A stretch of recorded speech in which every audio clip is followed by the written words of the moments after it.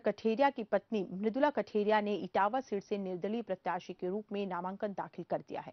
मृदुला कठेरिया अपने पति को बीजेपी से टिकट मिलने से खासी नाराज दिखाई पड़ी। आपको बता दें कि रामशंकर कठेरिया आगरा से बीजेपी सांसद हैं, लेकिन इस बार उन्हें इटावा से टिकट दिया गया है और इटावा पहले ही बीजेपी की सुरक्षित सीट है, जहां से पिछली बार अशोक दोहरे ने अच्छे मार्जिन से जीत हासिल की थी। मृदुला कठेरिया काफी समय से कोशिश कर रही थी कि उन्हें इटावा सीट से बीजेपी टिकट दे, लेकिन बदले समीकरण को देखते हुए उनके पति को टिकट दे दिया गया।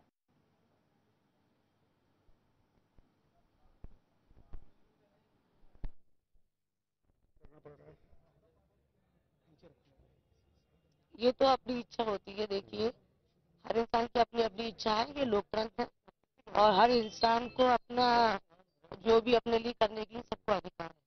तो मेरा मन हुआ तो मैंने कहा मैं भी पर्चा भर के देखती हूँ। पति की मदद के लिए पति के विरोध में खड़ी हो रही हैं आप?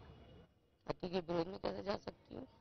तो ये बताइए कि फिर आपको चुनाव क्यों लड़ना पड़ रहा है? वो भी चुनाव चूंकि लड़ रहे हैं तो फिर आप विरोध में तो कहा जाएगा। वो चुनाव लड़ रहे हैं पार्टी से, मैं निर्दलीय बना नहीं, मेरे को किसी पार्टी से तो मिला नहीं। आगे जब आपके पति खड़े हैं आपको खड़ा होने के लिए इच्छा है, देखती हूँ क्या होता है क्षेत्र में निकल के।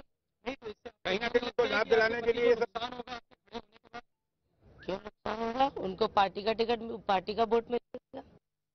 और इटावा से हमारे संवाददाता अशरफ हमारे साथ जुड़े हुए हैं। अशरफ, जानना चाहेंगे इस खबर के बारे में, किस तरह से नाराज हैं जो टिकटों की जो समीकरण बिठाई जा रही है, कभी किसी के टिकट काटे जा रहे हैं, किसी को दिए जा रहे हैं, आपसे विस्तार से इस पर जानकारी चाहेंगे।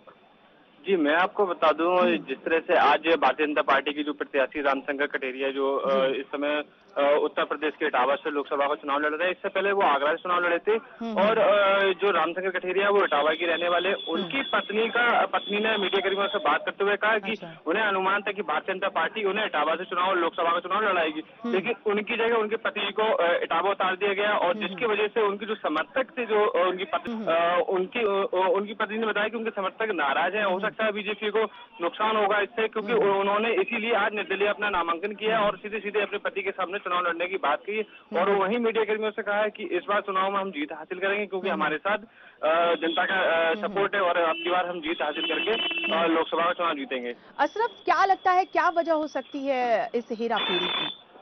बिल्कुल, जो मिथिला ठाकुर जो कठेरिया है, इनसे मेरी सीधी बात हुई थी तो उनका सीधा कहना है कि हम अपने पति से लड़ाई नहीं लड़ रहे, हम एक आम जनता के लिए लड़ाई लड़ रहे हैं और हमारा वोट केवल जनता है, हमारा सपोर्ट जनता कर रही है और जनता के सामने हम चुनाव लड़ रहे हैं और जनता ही हमें जीत दिलाएगी। और उनके सीधे उन्होंने कहा सीधे कि अगर पति को जनता चाहती है तो पति को वोट देगी और उन्हें जिताएगी, अगर हमें चाहती है तो हमें वोट देकर जिताएगी।